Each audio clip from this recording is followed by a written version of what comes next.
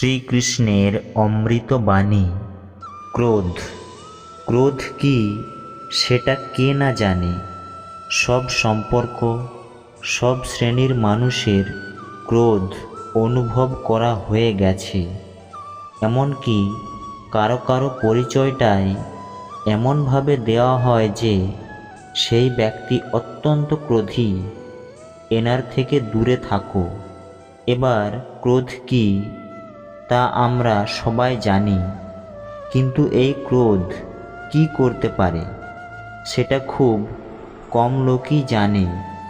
ক্রোধ কিছুটা এই রকম, কোনো জ্বলন্ত পাথরকে ধরা আর সেটা কারোর দিকে ছোড়া। এবার এটার পিছনে আমার ইচ্ছে থাকে সামনের জনকে জ্বালানো, কিন্তু তার আগে তো আপনার নিজের হাত জ্বলে যাবে।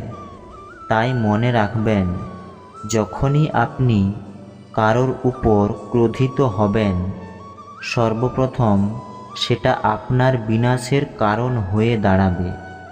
তাই শ্রীকৃষ্ণ বলেছেন, যখন এই সংসারে করবার জন্য প্রেম আছে, তাহলে ক্রোধ করার কি প্রয়োজন? প্রেম করুন। এই প্রেম সবার সাথে ভাগ করে নিন। জয় শ্রীকৃষ্ণ।